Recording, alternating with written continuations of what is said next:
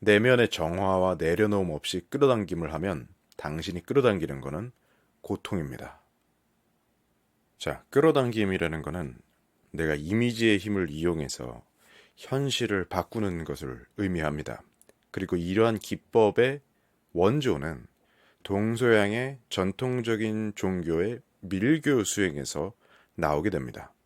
힌두교 불교 계통 수행의 밀교나 이제 유대교 기독교 계통 종교의 밀교 수행에서부터 나온 기법들이 신사고 운동을 통해서 조금 간략화되고, 그게 이제 영성적인 자기 개발의 유행 시크릿 같은 거를 통해서 한 번 더 굉장히 간략화돼서 그냥 내가 원하는 것을 이미지하고 끌어당긴다로 축약이 된 것이 요새 많은 사람들이 접하게 되는 이 끌어당김의 법칙이라던가 현현이라고 하는 것들의 정체입니다.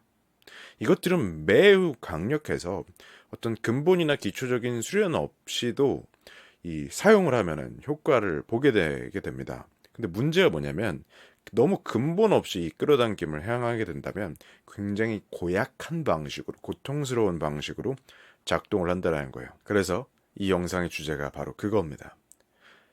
내면의 정화와 내려놓음 없이 끌어당김을 하면 당신이 끌어당기는 것은 고통입니다. 어떤 이유에서인지 이 끌어당김이 작동을 합니다. 그 왜 작동을 하는지 제가 설명을 드릴게요. 이제 우리가 뇌과학이 발달되지 않았을 경우에는 이 끌어당김이라는 거를 어떻게 봤냐면, 내가 이 이미지의 힘을 이용해서 이 내 안에 있는 이 열망과 이 소망을 심상화해서 그거를 강하게 에너지를 부여를 하면 우주가 그걸 끌어당겨주고, 내가 그거를 정신계에서와 같이 현실계에서도 물질계에서도 현현한다라고 이해를 했어요. 근데 제 뇌과학이 발달된 지금에서는 우리가 어떤 식으로 이걸 이해를 하냐면 이런 식인 거예요. 우리의 의식이라는 거는 이 세상을 전부 다 한 번에 보지를 못해요. 이 뇌의 용량의 한계가 있기 때문에. 그래서 실제로 존재하는 세상을 무의식적으로 필터링 아웃해서 내가 보게 된단 말이에요. 그래서 그게 우리의 현실인 거예요. 그런데 우리가 어떠한 이미지에 강하게 집중을 하게 되고 그게 무의식 수준까지 영향을 미칠 정도로 거기에 에너지를 부여하게 되면 어떻게 되냐면 뇌의 이 기저에 있는 필터링 시스템이 바뀌게 됩니다. 그래서 내가 이미지로 끌어당기려고 하는 그 대상에 대해서 우선적으로 이 순위를 부여해서 그거를 중심으로 내가 체험하는 현실을 만들게 됩니다. 예를 들면 이런 거예요. 주식에 대해서 전혀 관심이 없는 사람들은 이 주식 투자에 대해서 최근에 이제 뉴스가 나왔죠. 나스닥이랑 코스피랑 코스닥이랑 한번 팍 내려앉은 거에 대해서요.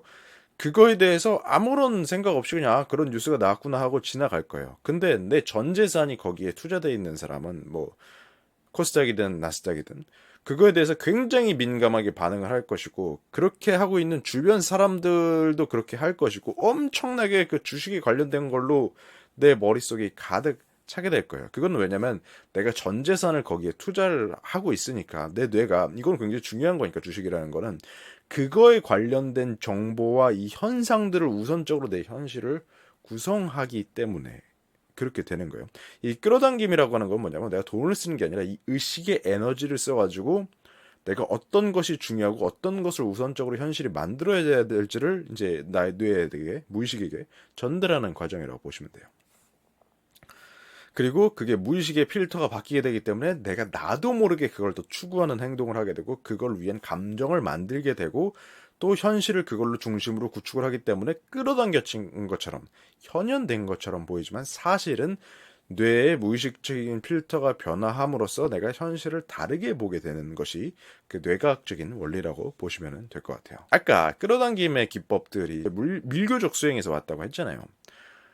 이 현대 근본 없는 끌어당김 수행자들과 전통적인 종교의 밀교 수행자들의 차이는 뭐냐면, 제대로 된 스승이 있어서 쓸데없고 위험한 짓을 하게 하느냐 못하게 하느냐의 차이가 있습니다. 그러니까 기법 자체는 그렇게 어려울 게 없는데 그거를 위해서 얼마나 이 사전 준비를 해놓고 들어가게 하느냐가 다른 거예요.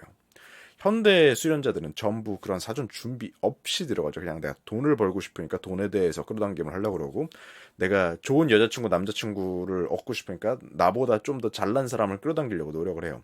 그러면 어떤 일이 생겨나게 되냐면, 여러분들의 마음이 기본적으로 전혀 내려놓아진 게 없고 과거의 상처와 이 부정적인 감정, 원한들로 가득해지기 때문에 끌어당김이 요상하게 작동을 시작합니다. 그 원리에 대해서 설명을 드릴게요. 영어권에 보면 운동 동기부여 밈으로 많이 나오는 단어가 있습니다. 그럼 바로 your ex거든요. X, 너의 전 여친이라는 뜻이에요.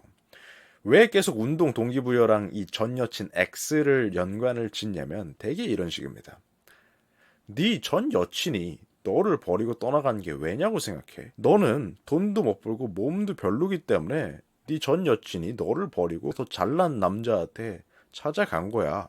너 그거 명심해 하면서 상처를 후벼 파면서 운동 동기부여를 시키거든요. 이게 효과가 있냐 없냐? 효과가 기가 막히게 있습니다. 사실 이것만큼 이 남자가 운동을 하게 만드는 또 동기부여도 없어요. 문제는 이제 크게 효과가 있다는 데서 시작이 되는 거예요.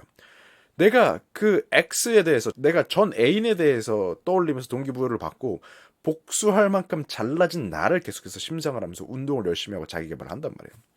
이렇게 되면 어떤 문제가 생기냐면 몸은 잠깐 좋아지는데 내 현실이 그 전 애인한테 배신당하고 버림받았다라는 사실로부터 만들어지게 됩니다.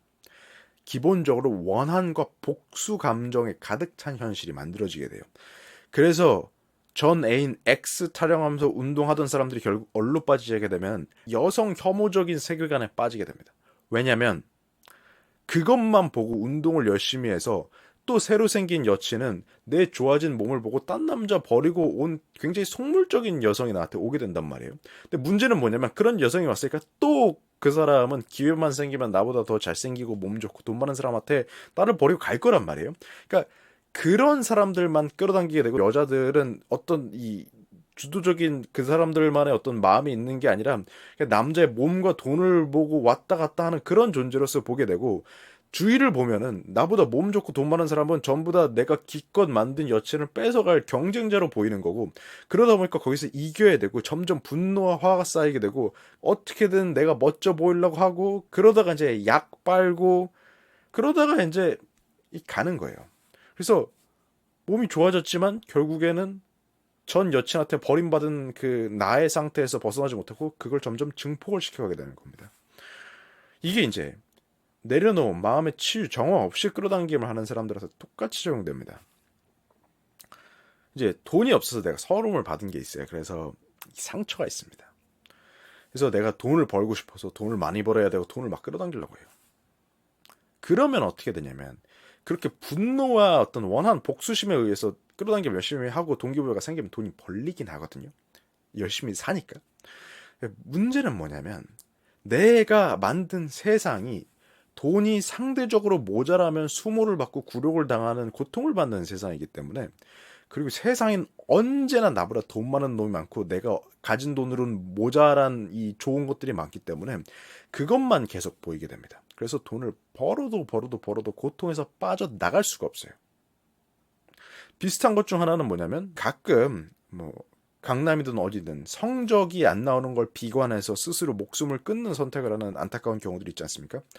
이런 선택을 하는 학생들 보면요, 공부를 못하는 사람이 목숨을 끊는 게 아니에요. 공부를 어느 정도 하는 사람들이 끊습니다. 왜 그렇게 되냐면 공부를 아예 그냥 놔버리는 사람은 내가 성적이 잘 나오든 말든 자유로워요. 그거에 대해서. 나는 공부에 소질 없어, 나는 공부로 성공할 거 아니야, 이런 사람들은.